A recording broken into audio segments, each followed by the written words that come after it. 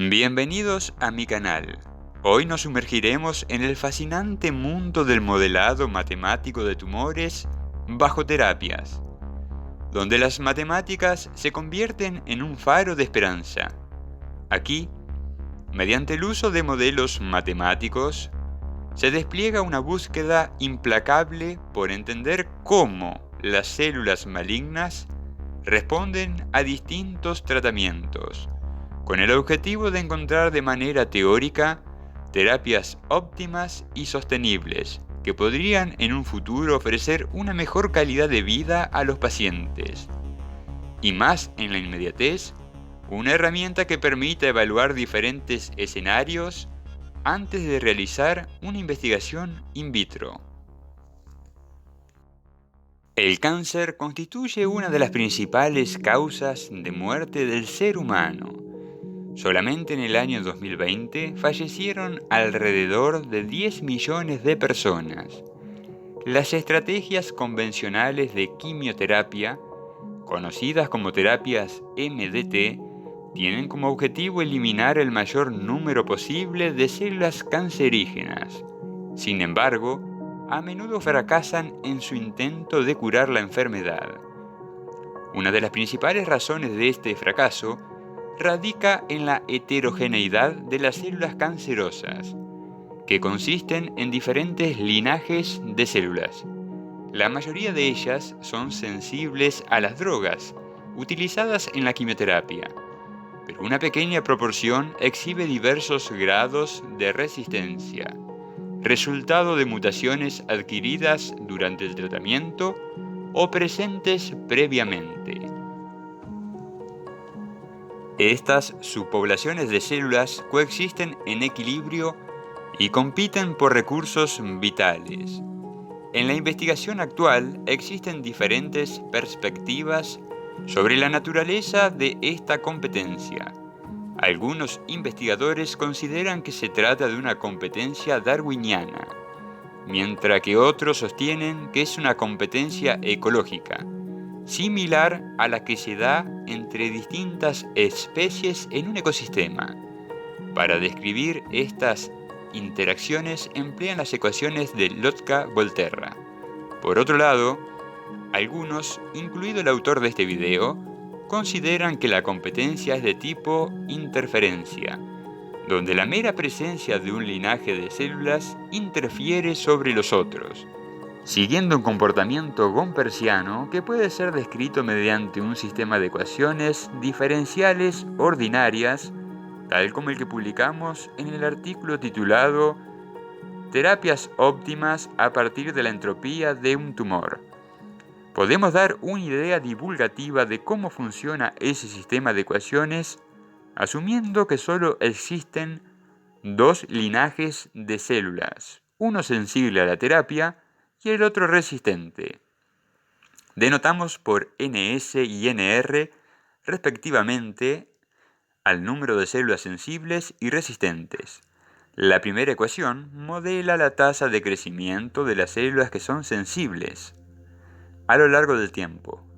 El tiempo se puede medir en horas, días, semanas o meses. Esa ecuación nos indica que el crecimiento en un instante de tiempo es proporcional al número de células sensibles en ese instante de tiempo, multiplicado por el logaritmo natural de un cociente. El numerador del cociente es una constante que suele denominarse capacidad de soporte. El denominador es la suma del número de células sensibles que hay en ese instante de tiempo más una proporción del número de células resistentes. Como vemos, la mera presencia de células resistentes interfiere en la tasa de crecimiento de las células sensibles. Es así como se modela la competencia. Si no hubiese células resistentes, la ecuación que modela las células sensibles se reduce a lo que se conoce como ecuación de Gompers, en homenaje al matemático británico Benjamin Gompers. La tasa de crecimiento de las células sensibles es nula si no hay células sensibles, o si el denominador del cociente del logaritmo es igual a la capacidad de soporte. El efecto de la terapia se modela con la función alfa S, la cual representa y tiene en cuenta factores relacionados con la farmacocinética y la farmacodinámica, y que, como vemos, influyen negativamente en el crecimiento de las células sensibles. De manera similar, se interpreta la segunda ecuación, aunque vale la pena aclarar que por tratarse de células resistentes, la función que modela el efecto de la terapia tiene un impacto inferior en su crecimiento al que tenía en el caso de las células sensibles. Incluso podría ser nulo si no se tiene ningún efecto negativo. Además, se especifican el número de células sensibles y resistentes que hay inicialmente. Con eso queda completo el modelo.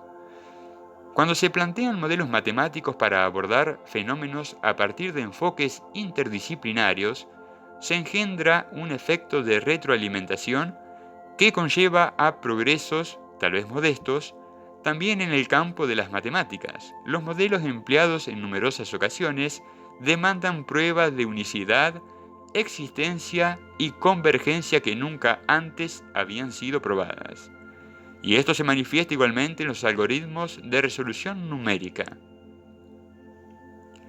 En este punto, es preciso aclarar que no todos los tipos de cáncer forman tumores sólidos. Las leucemias, las cuales también exhiben una considerable heterogeneidad celular, son un ejemplo de ello. Nuestro estudio está principalmente dirigido a tumores sólidos, aunque muchas de estas ideas se pueden extrapolar a tipos de cáncer como las leucemias.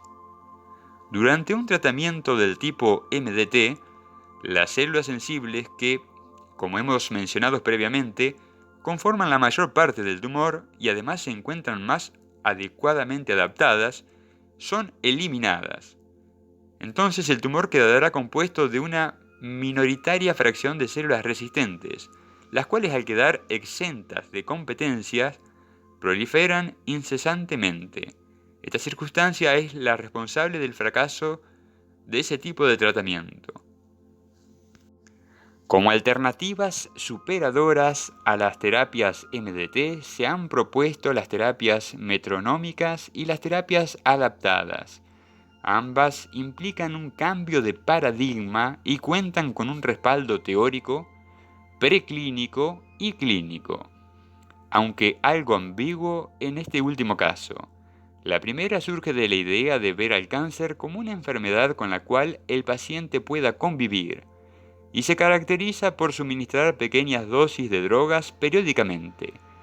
La segunda, que hoy en día se presenta como la más prometedora, parte de la idea de terapias personalizadas. En este caso, no hay un protocolo predefinido, sino que se va adaptando a la dinámica del paciente.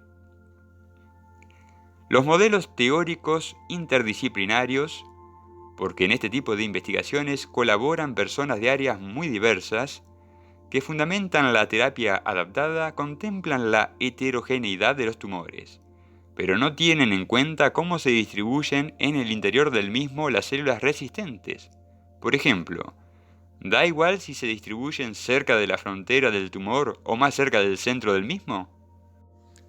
A continuación, vamos a presentar y destacar las diferencias en el funcionamiento de las terapias previamente mencionadas, enfocándonos en cómo la distribución espacio-temporal de las células resistentes puede afectar su eficacia.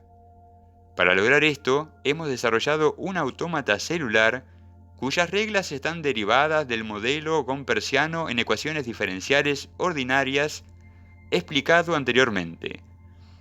Este enfoque se basa en una metodología que se encuentra detallada en un artículo altamente relevante, el cual indica cómo, a partir de un modelo de evolución temporal, como los que utilizan ecuaciones diferenciales ordinarias, se puede construir un modelo de evolución espacio-temporal, concretamente un autómata celular, el cual, además de brindarnos información espacial adicional, coincide con el modelo original en lo que a evolución temporal se refiere. En la descripción del video compartiremos una valiosa bibliografía. Lo que busca este tipo de investigación es el desarrollo de un modelo matemático capaz de emular experimentos in vitro, lo cual sería sumamente provechoso para que los investigadores puedan explorar diversas situaciones antes de llevar a cabo un experimento real.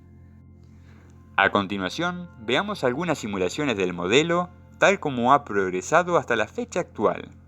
Espero que estas simulaciones, las cuales he programado en Python, brinden una visión más clara del importante rol de la matemática en la ciencia actual, concretamente en la biología y la medicina. Se genera un conjunto de células de las cuales las de color verde son sensibles y las rojas y amarillas presentan diferentes grados de resistencia. Bueno, vamos a comenzar simulando la terapia MDT, es decir, máximas dosis tolerables por el paciente. Una de las suposiciones que hay que hacer a la hora de construir este tipo de autómata celular es que el tamaño del tumor que se está simulando es lo suficientemente pequeño como para que la droga actúe de manera homogénea sobre todo el tejido. Por supuesto que cuando realizo simulaciones numéricas de este tipo, no veo la dinámica en una interfaz gráfica como lo estamos haciendo ahora por efectos ilustrativos, porque se utilizan un número mucho mayor de células y demandaría un tiempo enorme de ejecución. Como vemos, esta clase de terapias lo que hace inicialmente es eliminar las células sensibles y quedan las resistentes, que ahora comienzan a crecer sin resistencia. El autómata se va a detener, tiene esa condición de corte, en el momento en que el número de células sea igual al número inicial. A partir de ahí, se vería un crecimiento descontrolado de células resistentes. En la práctica, el tiempo que le lleva a un paciente volver a la condición en que comenzó un tratamiento se conoce como TTP. Es un parámetro importante utilizado para medir la eficacia de un tratamiento contra el cáncer. Y hace referencia al periodo de tiempo transcurrido desde el inicio de un tratamiento hasta el momento en que se detecta una progresión del cáncer o un empeoramiento de la enfermedad. Por supuesto que esto un médico, un biólogo podría explicarlo mucho mejor que yo. Se grafica la entropía del sistema, la cual inicialmente es baja porque la mayoría de las células son sensibles, y conforme se aplica la terapia, son estas las células que se van eliminando, y por lo tanto la entropía irá aumentando. Luego, cuando proliferen las células resistentes, irá nuevamente decreciendo. En esta realización, el valor de TTP es de 178 días. Al ejecutar más realizaciones, se puede obtener diferentes conclusiones estadísticas en torno a este tipo de tratamiento. También se grafica la dinámica del sistema. En azul se representa la evolución del número total de células. Si uno mira a esa gráfica, observa que inicialmente hay una mejora, en el sentido de que el total de células cancerosas disminuye, pero luego comienza a crecer hasta que en el día 178 iguala la condición inicial. Ahora, el quid de la cuestión está en el interior, o sea, en la heterogeneidad, ya que al ver las gráficas de las células sensibles y las resistentes, vemos que las sensibles disminuyen mientras las resistentes crecen. En un punto se cruzan las gráficas de las dinámicas y es ahí donde comienza a fallar el tratamiento. Vamos a ver ahora una simulación para la terapia metronómica. Como ya se mencionó, es un enfoque innovador en el tratamiento del cáncer que difiere del enfoque tradicional de dosis altas de quimioterapias en ciclos intermitentes. En lugar de administrar dosis altas en intervalos regulares, las terapias metronómicas implican la administración continua de dosis bajas de medicamentos contra el cáncer. Representan una estrategia que busca mantener la enfermedad bajo control y mejorar la calidad de vida del paciente a largo plazo.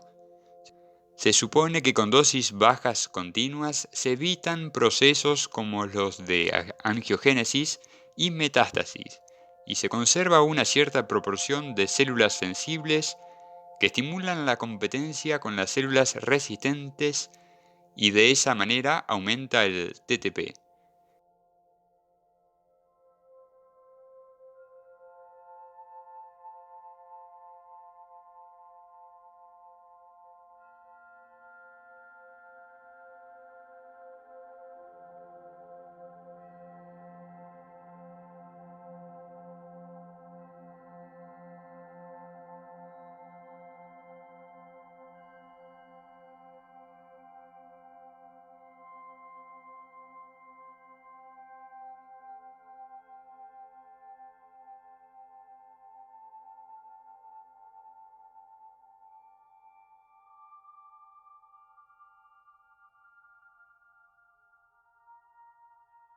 En esta simulación, TTP es igual a 204 días.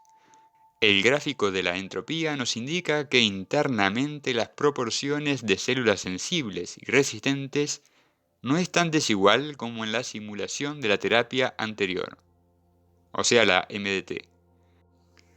Pasamos ahora a una simulación de la terapia adaptada, la cual es una de las más prometedoras, como indicamos anteriormente, porque se adapta a las necesidades del paciente, no utiliza un protocolo estándar, sino que se toman decisiones en función de la condición del paciente.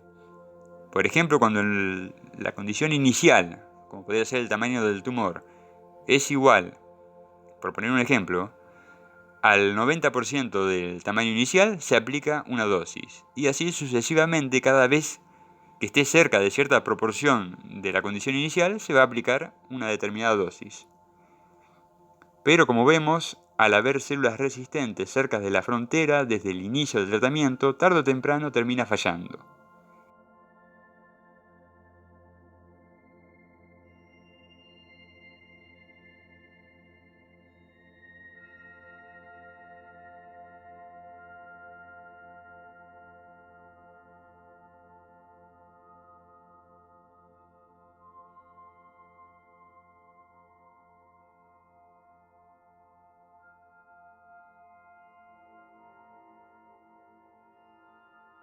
En este caso estamos hablando de 295 días para que se alcance la condición inicial.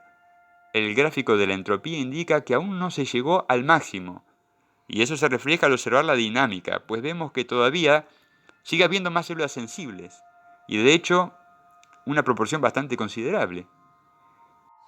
Realizando múltiples simulaciones de cada una de las terapias, utilizando un enfoque conocido como simulaciones de Monte Carlo, encontramos, computacionalmente hablando por supuesto, que en promedio la terapia adaptada tiene un mayor TTP que la metronómica, la cual a su vez tiene uno superior a la MDT. Con la ayuda del análisis bayesiano se pueden realizar análisis de riesgo y estudiar otras cuestiones. También podemos investigar qué ocurre si las células resistentes, en vez de estar sobre la frontera, se encuentran más adentro del tumor, es decir, más lejos de la frontera. En este caso se espera que las terapias tengan un mejor desempeño. Por ejemplo, vamos a ver la terapia adaptada en un caso que tiene la misma entropía inicial que en las simulaciones anteriores, pero las células resistentes están mucho más separadas de la frontera de lo que estaban antes.